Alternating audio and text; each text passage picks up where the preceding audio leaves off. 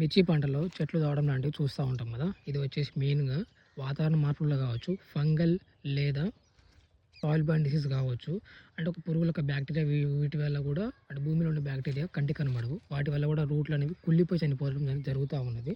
దీంతో పాటు మన ప్రాపర్గా డ్రైనేజ్ సిస్టమ్ లేకపోవడం, అంటే మనం నీళ్ళు కడతాం కదా, నీళ్ళు ఎక్కువ స్టోర్ అవ్వడం, అంటే కూడా చోట నీళ్ళు నిల్వ ఉండడం వల్ల, ఇవి లేకుండా ఎక్కువ వర్షం పడడం వల్ల కూడా వేర్లకు సరైన గాలి పారకపోవడం వల్ల కూడా అది జరుగుతూ ఉంటుంది. అండ్ దీన్ని అవాయిడ్ చేయడానికి మెటలాక్సిలు, బ్లూ కాపర్ లాంటి పూలు కూడా వాడుతూ ఉంటారు. వాటినేమో చెట్లు మొదల్లో పోయాలి. ఆ డోసేజ్ ప్రకారం కట్టు చెట్లు ఇక్కడ పడేలా పోసుకోవాలి. ఇలా అంటే చనిపోయిన చెట్లు తిరిగి బతకవు, కానీ వేరే వాటికి అంటవు అని చెప్పేసి ఒకటి ఉంది. అదే 100% అయితే వర్క్ చేస్తుందని చెప్పలేము. ఇది వచ్చి అంటువ్యాధి లెక్క ఒకదాని నుంచి ఒకదాని పాకుతూ ఉంటుంది. సపోజ్ ఇది ఎఫెక్ట్ అయిన చెట్టు ఆల్రెడీ చనిపోవడానికి రెడీగా ఉంది, చనిపోతూ ఉంది. మంచిగా చెట్టు ఇది.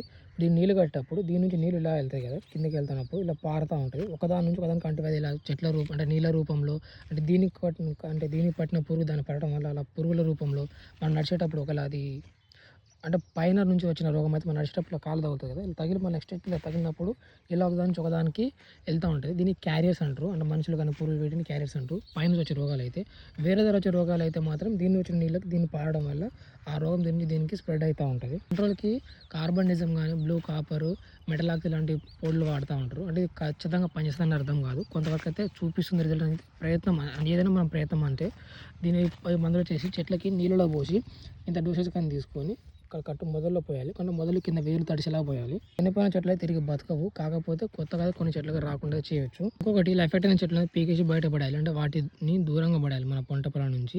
వాటి ద్వారా ఎలాంటి నీళ్ళని వర్షం పడలాంటి నీళ్ళని పడ్డా కానీ లోపలికి రాకుండా చూసుకోవాలి. నీళ్ళు కూడా ఇలాంటి వస్తూ ఉంటాయి కాబట్టి వాటి ద్వారా నీళ్లు కానీ ఏదైనా పొరపాటు ఇలా పారి కిందకి వచ్చేలా చూడొద్దు. లేకపోతే తోట కింద వైపు ఒక మూలను చూసుకొని ప్లేస్లో అంటే చిన్నపాటి గొయ్యిలా తీసి దాంట్లో వేసి కప్పేయడం కూడా మంచిది. హైడ్రోజన్ పెరాక్సైడ్ లాంటిది కూడా వాడవచ్చు. హైడ్రోజన్ పెరాక్సైడ్ అంటే మన పుండ్లు అయినప్పుడు కడుగుతారు కదా, క్లీనింగ్ వాడేది.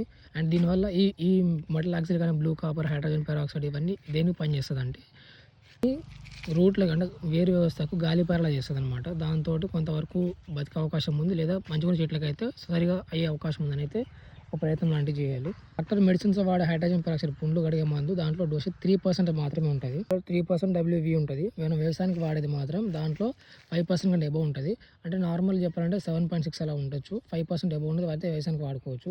ఇదే వాడాలనుకోండి, మెడికల్లో వాడాలనుకుంటే మాత్రము వాటర్కి మెడికల్లో హైడ్రోజన్ పెరాక్సైడ్ వాడితే మాత్రము 30 నుంచి 45 ml నార్మల్ డోసేజ్కి, హైడ్రోజన్ 45 నుంచి 50 ml డోసేజ్ పెట్టుకోవాలి. లీటర్ వాటర్కి ఈ మందు కలుపుకొని మన పంపులు వేసుకొని చెట్లు తడిసేలా పెట్టుకోవాలి.